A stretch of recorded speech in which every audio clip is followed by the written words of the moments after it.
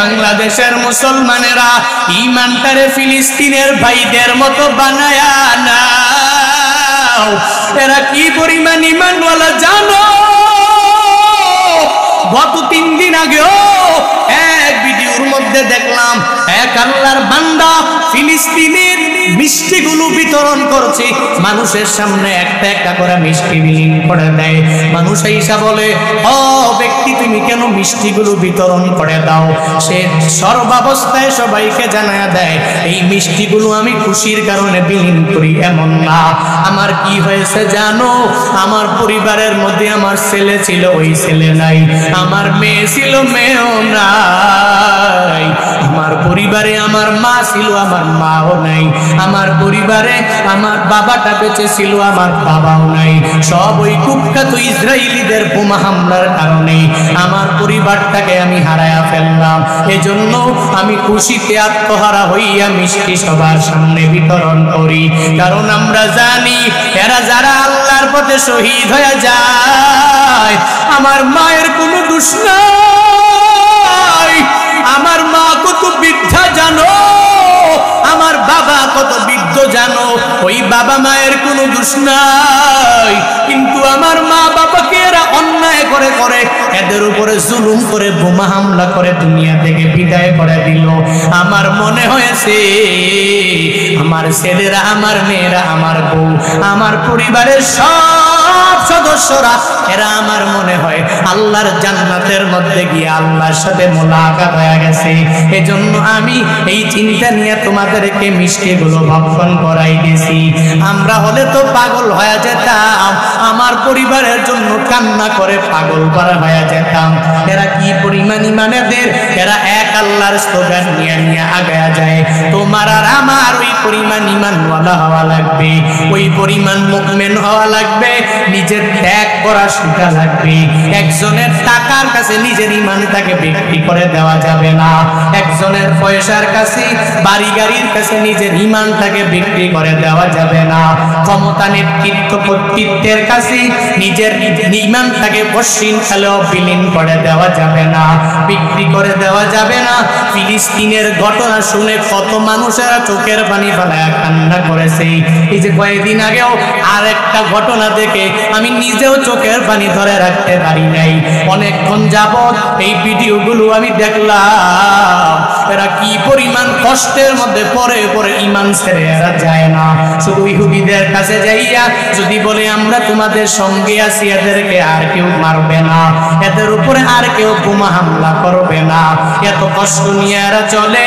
ওই ফিলিস্তিনের মধ্যে একটা শিশু কন্যার নাম হলো জুবাইদা। ফিলিস্তিনের জমিনটা বড় উর্বর, বর্তমানে চলছেও বসন্ত। ওই ফিলিস্তিনে এখন সুন্দর সুন্দর গাছের মধ্যে পাতাগুলো গজে যায়। পাতাগুলো কি সুন্দর করে গজায়, প্রজাপতিগুলো একটা গাছ থেকে আরেক গাছের মধ্যে যায়, একটা পাতা থেকে প্রজাপতিগুলো আর একটা পাতার মধ্যে চলে যায়। কত সুন্দর ফুল ওই ফিলিস্তিনের মধ্যে বর্তমান। শিশু কন্যা জুবাইদা 4 বছরের বাচ্চাটা প্রতিদিন বাবারে নিয়ে নিয়ে বিকেল বেলা বাবা যখন অফিস থেকে চলে আসে, ওই বাবারে নিয়ে নিয়ে গাছের কাছে চলে যায়, আর যাইয়া প্রজাপতিকে দৌড়ায়, একটা ফুল সিরা সিরা এরপরে নিয়ে নিয়ে চলে আসে। আর ওই ফুলের ঘ্রাণটা নিজের নাকের মধ্যে নিয়ে নিয়ে নিজেকে অনেক পরিমাণ গর্বিত মনে করে। আল্লাহর বান্দা, তার বাবার নাম হলো আবুল কাসেম। উনি একটা বিস্কুট ফ্যাক্টরি, ওই ফ্যাক্টরির সুপারভাইজার হিসাবে কাজ করে। উনি নিজেই বলে, আমি প্রতিদিন বিকেল বেলা আমার মেয়েটার জন্য বিস্কুট থেকে, বিস্কুট ফ্যাক্টরি থেকে বিস্কুট নিয়ে নিয়ে যাই।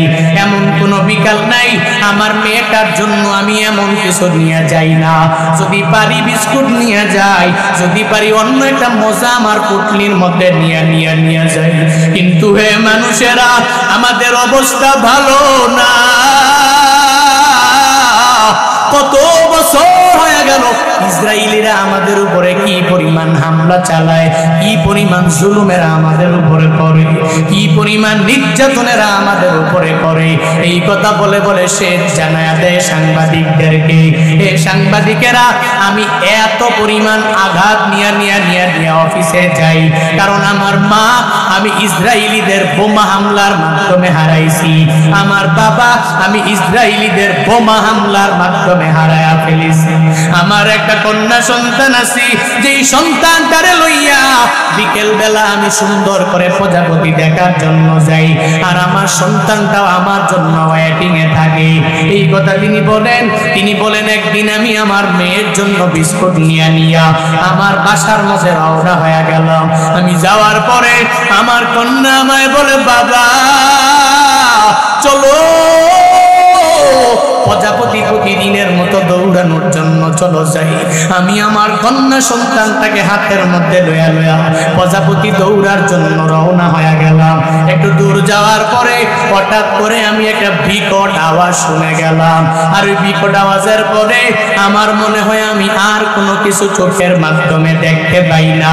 আমি হঠাৎ করে মাটিতে পড়ে গেলাম, আর প্রজাপতি পর্যন্ত আমার যাওয়া পসিবল হয় নাই। আমার কন্যা সন্তানটা ওই পাকা পিচ ঢালাই রাস্তার মধ্যে পরে পরে আমার আঙ্গুলের মধ্যে ধরে ধরে বলে, ও বাবা আমার আজকে প্রজাপতি দেখা হবে না, ও বাবা তুমি আমার বিদায় দাও, আমি আর দুনিয়াতে থাকবো না, আর জীবনে প্রজাপতিও ধরা হবে না গো বাবা, আর জীবনে তোমাকে সঙ্গে লইয়া আর কোনো ফুল ও বসন্তকালে দেখতে আমি যেতে পারবো না গো বাবা। ওই বাবার আঙ্গুলে ধরে ধরে বাবা বাবা বাবা বলে ডাক দেয়। একটু পরে যখন রাস্তার মধ্যে জ্ঞানটা ফিরে যায়, তাকায়া দেখে শিশু কন্যা জুবাইদা আর দুনিয়ায় নাই। সেও ঠিক মতো হাঁটতে পারে না, চলতে পারে না।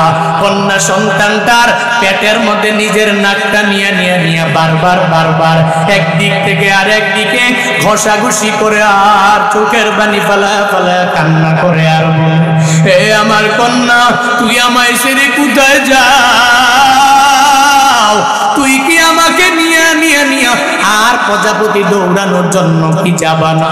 আমি বাবারে নিয়া তুই কি আর ফুল দেখার জন্য যাবা না? ও কন্যা সন্তান রে, আমি তোরে ছাড়া এই দুনিয়াতে থাকতে পারবো না। তিনি বলেন আমি কন্যা সন্তানটার জন্য বড় পাগল করা হয়ে গেলাম।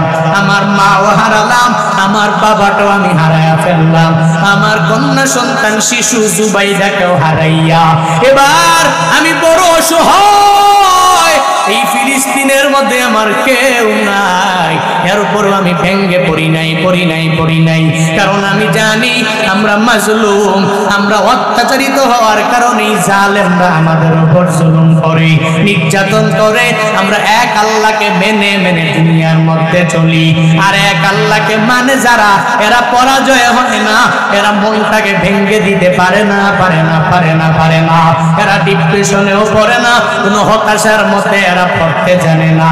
সব হারাইয়া এরপরেও বাইটা জানায়া দেয় দুনিয়ার মানুষেরা, শুনে নাও আমি ফিলিস্তিনের যুবক, আমার কন্যা সন্তান হারাইয়া, আমার পরিবার সব আত্মীয় স্বজন আমি হারাইয়া, আমি যদিও একা হয়ে গেলাম, এরপরে ইহুদিদের বিরুদ্ধে মৃত্যু পর্যন্ত আমি লড়াই করে যাবই, কারণ আমরা মারা গেলে আমাদের সামনে জান্নাত, আর ইহুদিরা দুনিয়া থেকে যদি বিদায় হয়ে যায় এদের সামনে জান্নাত নাই, বরং জাহান্নাম, ঠিক কিনা?